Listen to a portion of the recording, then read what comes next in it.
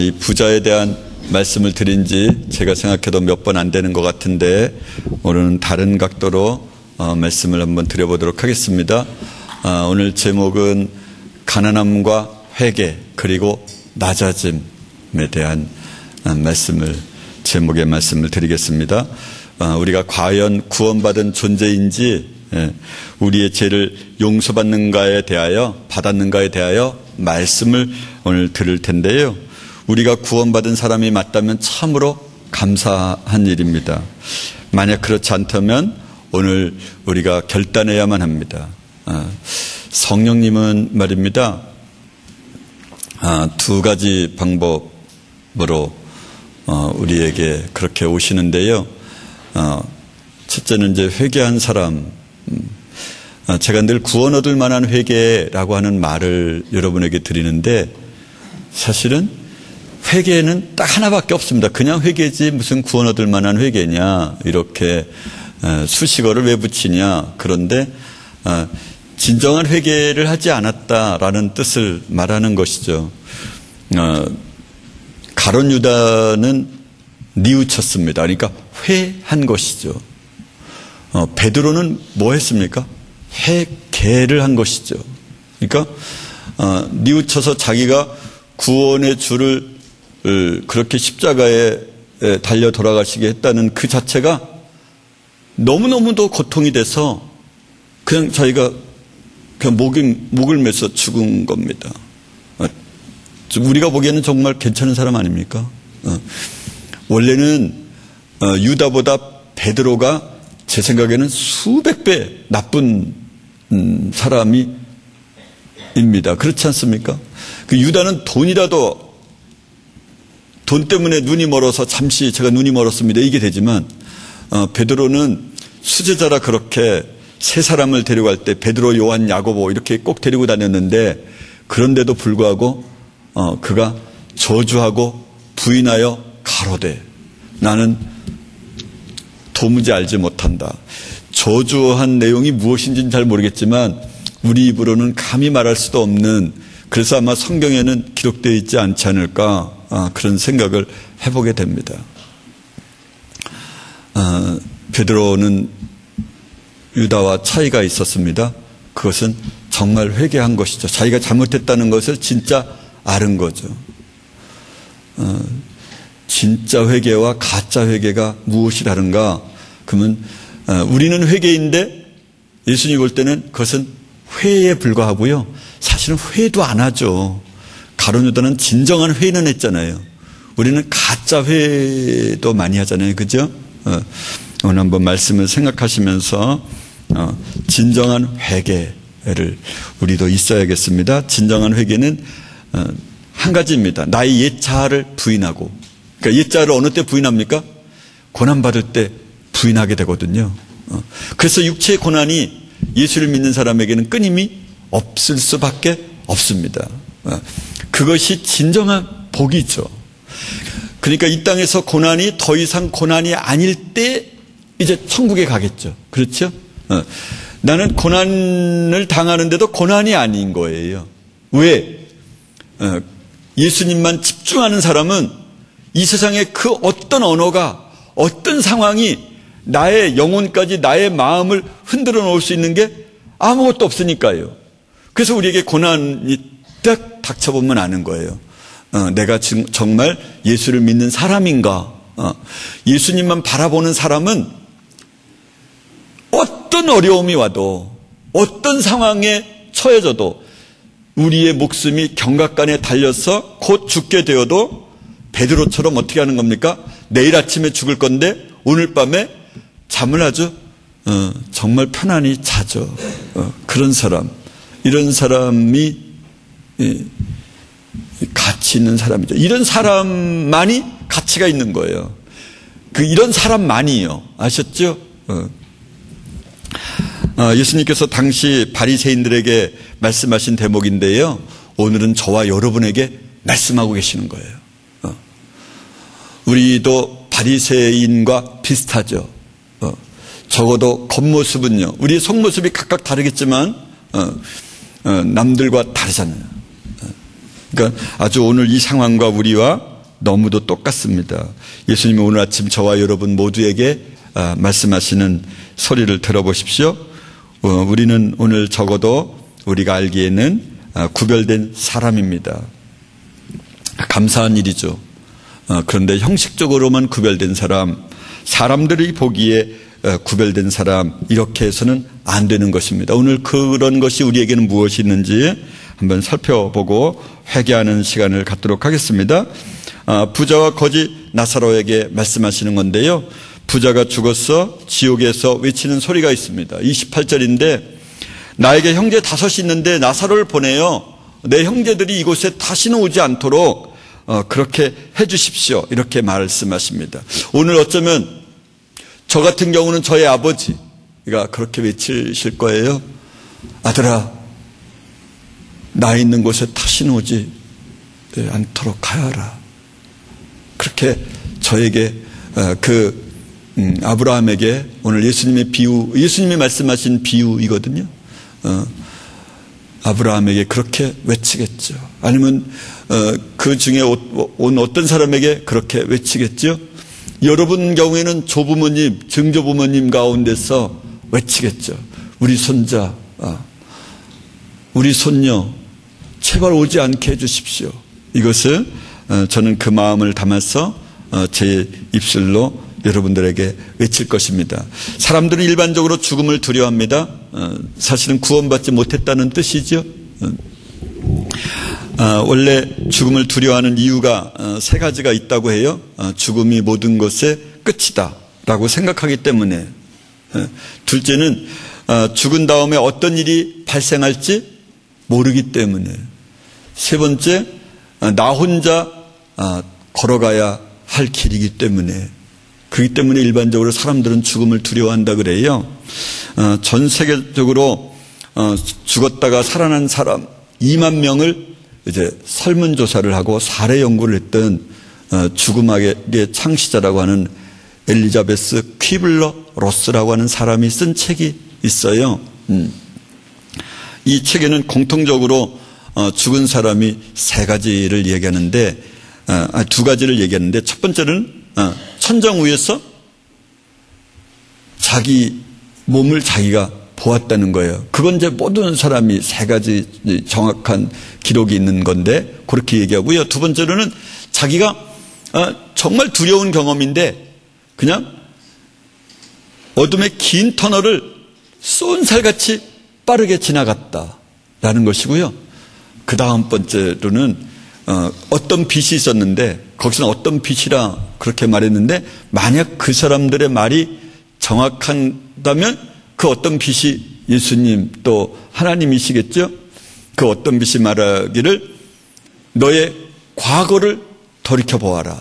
그러니까 자기 과거가 이렇게 나타나는데 너무도 형편없는 죄악된 삶을, 엉망인 삶을 살았다는 것을 보게 됐다는 거예요.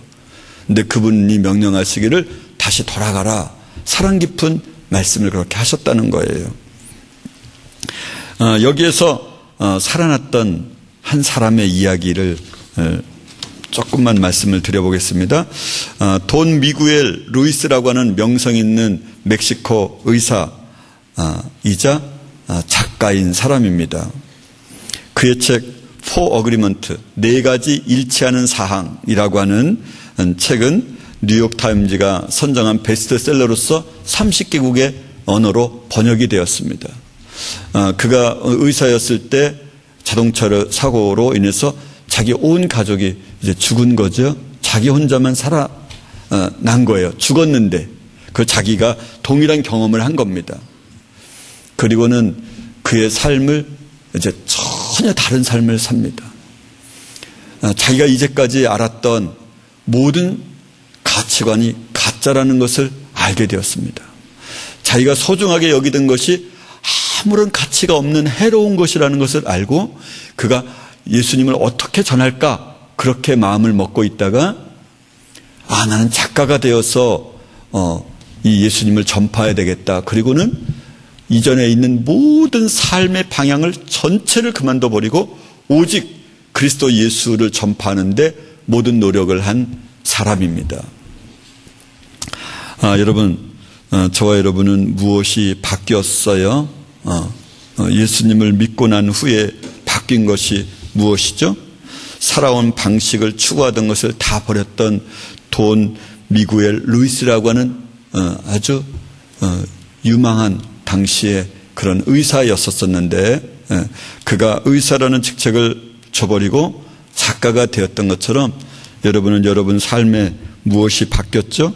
예수님을 믿은 사람은 가치관의 전도가 일어납니다. 이제 반대 현상이 일어난다는 거죠. 거꾸로인 현상이 일어나는 거예요.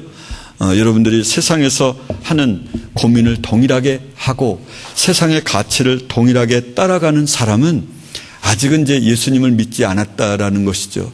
그러니까 여러분 자신을 한번 살펴보시기 바랍니다. 사람이라면 누구나 부자가 되려고 밤낮 없이 열심히 노력해요. 돈이 되는 곳이라고 한다면, 돈이 되는 장소라고 한다면, 돈이 되는 분야라고 한다면 어느 때든지 사람들이 구름대처럼 몰려들죠. 오늘날 우리나라 대학에서는 이제 의대로 몰려들잖아요. 이렇게 구름대처럼 몰려들어요. 또 교대로 몰려든다고 그러더라고요. 교대는 남자와 여자, 하도 여자만 들어가니까 남자와 여자 비율을 정해놨다네요. 대부분 초등학교, 중학교 가운데 남자 선생이 한 명도 없는 데가 그렇게 많다네요. 그래서 오지원 엄마가 있는 학교는 뭐 50명인가 그런데 남자가 한 명이 있다나? 초등학교인데. 그러니까 뽑는 거는 남자도 뽑는데 교사가 안 되는 거예요. 임용고사에 다 떨어지는 거예요, 남자는. 그러니까 교사가 임용고사에 붙은 사람은 거의 희귀동물에 해당하는 거예요. 천연기념물에 해당되는 거죠. 교사 가운데서는요. 다 몰려들어요. 그런데 말입니다. 여러분도 여러분이 대학을 가고자 하고 공부하는 이유도 저는 여러분의 내면을 모르니까 그럴 수 있죠. 만약 그렇다면 우리는 살기 위하여 몸부림치는 게 아니라 오늘 예수님께서 들려주신 이 비유에 의하면 지옥에 가기 위하여 몸부림치고 있는 거예요. 나는 지옥 갈 거야. 그러고 몸부림쳐 가는 것이죠. 당시 사람들은 이렇게 생각했습니다. 저 사람이 부자가 된 것은 율법을 잘 지켰기 때문입니다. 부자가 된 순서는 율법을 잘 지킨 순서다. 이렇게 생각한 것이죠. 그래서 사람들 앞에서 바리새인들은 목에 힘을 주고 사람들은 그들을 존경했습니다. 이런 형태의 신앙의 자세는 오늘날도 조금도 변함이 없지요. 저 사람은 예수님을 잘 믿어서 복을 받았다라고 생각하는 것입니다. 믿음이 좋아서 부자가 되었다라고 하는 설교가 요즘에 모든 설교 가운데 자주 등장하는 메뉴이죠. 믿음의 순서가 부자의 순서라는 것이죠. 그러나 예수님께서는 믿음의 조상 아브라함을 등장시키고 나사로와 부자를 등장시켜서 결코 아니다. 부자가 되는 것은 영원한 지옥을 가는 방법이다 라는 것을 우리에게 알려줍니다. 오늘 어떤 사람에게 오늘 말씀하시는 것이냐면 제자들에게 그리고는 바리새인들에게 이 말씀을 해주시는 건데요. 14절 한번 보시죠. 돈을 좋아하는 바리새파 사람들이 이 모든 말씀을 듣고 나서 예수를 비웃었다. 바리새파 사람들은 어떤 사람이라는 거예요? 돈을 좋아하는 사람들이라는 거예요. 그러니까 돈을 좋아하는 사람을 다른 말로 말하면 오늘 그것을 딱 예수님께서 바리새파 사람들이 비웃는 것을 보고 예를 드는 거예요. 부자와 나사로 비유를 드는 겁니다. 두 번째 15절에 있는 사람들 앞에서 스스로 옳다고 여기고 사람들 앞에서 높이 평가받는 것이 얼마나 지옥의 일인지에 대하여 17장에서 설명하고 있어요. 두 가지를요. 그 첫 번째 설명을 드립니다. 부자가 지옥에 오게 된 이유가 오늘 말씀 중에 있습니다. 그 반대가 바로 천국에 가기 위한 조건이겠죠. 부자가 지옥에 가게 됐던 동기가 무엇입니까? 그는 첫 번째 부자였습니다. 부자였기 때문에 지옥에 온 거예요. 25절 한번 보시죠. 25절 다 같이 한번 읽겠습니다. 그러나 아브라함이 말하였다. 얘야 되돌아보아라. 내가 살아있을 동안에 너는 온갖 호사를 다 누렸지만 나사로는 온갖 괴로움을 다 겪었다. 그래서 그는 지금 여기서 위로를 받고 너는 고통을 받는다. 오늘 이 말씀에 의하면 아브라함이 가로되 예 너는 살았을 때 네 좋은 것을 받았고 나사로는 고난을 받았으니 이것을 기억하라. 이제 저는 여기서 위로를 받고 너는 고통을 받느니라. 여기에서 나타나는 아브라함을 비유하여 아브라함이 믿음의 조상이기 때문에 예수님이 이 비유의 말씀을 하셨던 유일한 근거가 무엇입니까? 부자가 고통을 받고 지옥에 간 이유가 무엇입니까? 이 땅에서 좋은 것을 받았기 때문에. 여기에 그 외에 어떤 말도 있지 않습니다. 이 말대로이면 말입니다. 그러니까 천국에 가기 위한 조건이 첫 번째로는 무엇이라는 겁니까? 첫째, 이 땅에서 고난받아야 된다. 이 땅에서 가난해야 한다라는 것을 말해줍니다. 예수님의 이 비유에서는 적어도 말입니다. 다시 말하면 이 땅에 살았을 때 좋은 것을 받는 사람은 지옥에서는 고통을 받게 된다라는 것이죠. 부자가 아닌 가난한 사람은 천국에 갑니까? 아닙니다. 첫째 조건은 만족되었지만 두 번째 조건이 남아 있습니다. 두 번째로는 회개해야만 하는데요. 30절입니다. 30절 한번 보겠습니다. 시작. 부자는 대답하였다. 아닙니다. 아브라함 조상님, 죽은 사람들 가운데서 누가 살아나서 그들에게로 가야만 그들이 회개할 것입니다. 아멘. 사실은 부자가 회개하였으면 어떻게 됐을까요? 가난한 사람이 되었겠죠. 다 나눠줬어야만 하니까요. 여러분, 회개란 무엇입니까? 뉘우치고 고치는 것입니다. 결혼하려고 하는 사람은 말입니다. 이제 다른 이성을 여러 번 만났던 다른 이성이 여러 명 있는데 그런 이성과 어떻게 해야 됩니까? 끊어야 합니다. 단호히 말입니다. 이전에 모든 것을 끊어야만 합니다. 공부하는 사람도 이전에 좋아하던 것을 다 끊어버립니다. 얼마나 끊었느냐에 따라서 그는 목적한 바를 달성하겠죠. 여러분, 운동하는 사람도 자신이 좋아하는 것을 모두 끊습니다. 끊는 정도에 따라서 그가 도대표가 될 거냐, 국가대표가 될 거냐, 아니면 전 세계에서 1등을 할 것이냐, 이것이 이제 차이가 나겠죠. 여러분도 끊어야만 합니다. 하나님과 원수되는 세상과 단절해야만 합니다. 그런데 이 두 번째 조건을 만족시키기 위한 선행 조건이 있는데 선행 조치가 있습니다. 첫 번째로 들어야만 합니다. 29절 31절 두 절입니다. 시작. 그러나 아브라함이 말하였다. 그들에게는 모세와 예언자들이 있으니 그들의 말을 들어야 한다. 31절입니다. 아브라함이 그에게 대답하였다. 그들이 모세와 예언자들의 말을 듣지 않는다면 죽은 사람들 가운데서 누가 살아난다고 해도 그들은 믿지 않을 것이다. 들어야 되고 믿어야 된다는 것이죠. 여러분, 우리가 예수님을 믿고 우리 부모에게, 형제에게, 이웃에게 그렇게 복음을 전해야만 합니다. 들어야 되고 믿어야 된다고 하는 것입니다. 이 말씀은 바리새인은 돈을 좋아하는 자라라고 하는 바리새인 사람들의 돈을 좋아하는 사람들에게 말씀을 하신 겁니다. 여러분도 돈을 좋아합니까? 그러면은 그것은 오늘 부자와 나사로의 비유를 통하여 예수님께서 너는 안 돼. 이 땅에서 평안을 누렸으니까, 좋은 것을 받았으니까 너는 지옥 고통을 경험해야 돼. 바리새파 사람들에게 너는 지옥이야. 이렇게 말씀하시는 것이죠. 여러분은 가난하십니까? 또는 어떤 고난이 있으신 겁니까? 부자가 말하는 구원 얻을 만한 회개가 있으신 겁니까?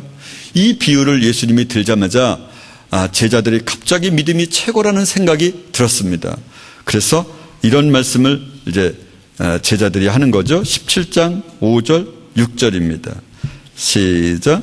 사도들이 주님께 말하였다. 우리에게 믿음을 더하여 주십시오. 주님께서 말씀하셨다. 너희에게 겨자씨 않을 만한 믿음이라도 있으면 이 뽕나무대로 뽑혀서 바다에 심기어라 하면 그대로 될 것이다. 사도들이 이제 주님께 그렇게 부탁을 합니다. 우리에게 믿음을 더하여 주소서. 그런데 사도들에게 지금 뭐라고 말씀하시는 중입니까? 너희에게는 믿음이 없다. 믿음을 더해달라 말하는 게 아니라 너는 믿음을 잊게 해달라 이렇게 말해야 된다라고 말씀하시는 중이죠. 그러니까 우리가 구원 얻지 못했다는 것이 여기저기서 걸리죠. 이때 당시 사도들은 이 말을 듣고 얼마나 충격을 받았을까요. 둘째는 사람 앞에서 높임받는 사람은 하나님 앞에서 미움받는다는 것입니다. 16장 15절 다시 한번 읽습니다. 시작. 그래서 예수께서 그들에게 말씀하셨다. 너희는 사람들 앞에서 스스로 의롭다고 하는 자들이다. 그러나 하나님께서 너희의 마음을 아신다. 사람들이 높이 평가하는 그러한 것은 하나님의 보시기에 혐오스러운 것이다. 오늘 이 GNT 성경에는 이런 표현이 있습니다. 하나님이 보시기에 아무것도 아니다. 어떤 것은 사람들에 의해서 가장 최고의 가치라고 하는 것은 그렇게 나와 있습니다. The things that are considered of great value by people are worth nothing in God's sight. 이렇게 표현하고 있습니다. 우리 사람들이 보기에 위대한 가치라고 여기는 것들은 하나님의 보시기에는 아무것도 아니다. 아무런 가치가 없다. 여러분, 사람들이 보기에 위대한 가치, 여러분의 육신의 눈으로 보기에 위대한 가치가 무엇입니까? 오늘 번역 성경에는 하나님이 보시기에 혐오스러운 것이다 라는 것이죠. 그러니까 인간이 보기에 좋다고 하는 모든 가치는 하나님이 보시기에 혐오스러운 것이다는 것이죠. 돈 미구엘이라고 하는 그 의사는 이전에 자기가 알았던 모든 가치관, 모든 행동, 이것은 완전히 잘못된 거짓이라는 것을 그가 알았다고 하는 것 아닙니까? 이렇게 예수를 믿는 사람은 방향선회가 이루어집니다. 달라지는 것이죠. 그러니까 좋은 사람이 되는 게 아닙니다. 더 나은 사람이 되는 게 아닙니다. 여러분, 다른 사람들로부터 단순한 칭찬을 얻는 사람이 되어서는 결코 안 됩니다. 예수를 믿는 사람은 원래 칭찬받을 수도 없습니다. 모든 사람이 너희를 칭찬하면 너희에게 화가 있을지어다. 이렇게 말씀하십니다. 예수님이 말씀하신 것입니다. 여러분, 모든 사람이 우리를 칭찬하는 사람, 이런 사람은 저주를 받은 사람입니다. 여러분은 칭찬에 목말라 있지는 않습니까? 누가 여러분을 미워하면 괴로운 것은 아닙니까? 이게 구원 얻지 못했다고 하는 증표입니다. 사람 중에서 높임을 받기를 좋아하는 사람들인 바리새인들에게 다음과 같은 비유를 두셨습니다. 7절, 17장 7절에서 10절 말씀입니다. 한번 함께 봉독하시겠습니다. 시작. 너희 가운데서 누구에게 밭을 갈거나 양을 치는 종이 있다고 하자. 그 종이 들에서 돌아올 때 어서 와서 식탁에 앉아라 하고 그에게 말할 사람이 어디 있겠느냐. 오히려 그에게 말하기를 너는 내가 먹을 것을 준비하여라. 내가 먹고 마시는 동안에 너는 허리를 동이고 시중을 들어라. 먹고 마셔라 하지 않겠느냐. 그 종이 명령한 대로 하였다고 해서 주인이 그에게 고마워하겠느냐. 이와 같이 너희도 명령을 받은 대로 다 하고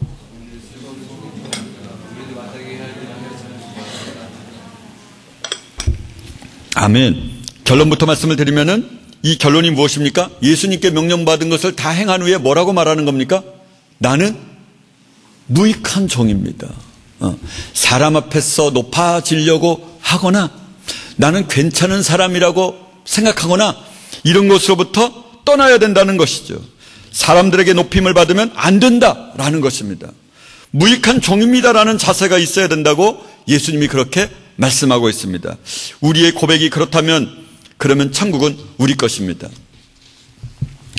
여러분, 이 장로로서 대통령이 된 두 사람이 있었습니다. 누구였죠? 또 그 다음에 또 누구였죠? 김영삼, 이명박 두 분의 대통령이었습니다. 근데 그분들이 있을 때 예수님의 나라가 왕성하게 됐을까요?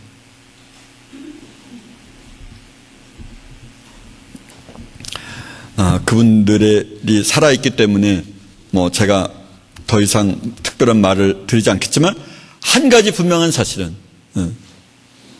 이 대통령이 현직에 있을 당시에는 예수를 믿는 사람들을 훨씬 차별했습니다. 그러니까 신우회도 못 모이게 했고요. 왜냐하면 불교가 너무 반대한다 그래가지고요. 4월 초파일날 중들이 있는 곳에서 가장 앞줄에 가운데 딱 서서 있었고요. 합장을 했고요.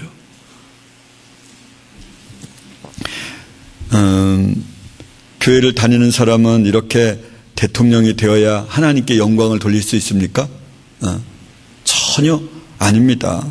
그러니까 심지어 대통령도 아닌데 다른 그 무엇이 우리를 하나님께 영광을 돌리는 것입니까? 공부를 잘해야 하나님께 영광이 됩니까? 그것은 꾸며낸 이야기입니다. 소설책 이야기를 하고 있는 거죠. 정반대 이야기를 하는 겁니다. 여러분, 공부를 잘해서 하나님께 영광을 돌린다 그러면 예수를 안 믿지만 무당을 섬기지만 공부를 훨씬 잘하는 사람이 나타나서 우리를 아예 그냥 감정을 확 아주 낮은 자리로 들어갈 수 없도록 만듭니다. 사울에게 골리앗이 나타난 것처럼 말입니다. 그러니까 우리가 무엇인가를 잘해서 세상 가치가 좋게 해서 하나님이 영광을 받으신다, 이런 말은, 이런 것으로 인해서 여러분들이 뭔가를 열심히 해야 되겠다, 이런 생각은 하지 않는 게 좋습니다.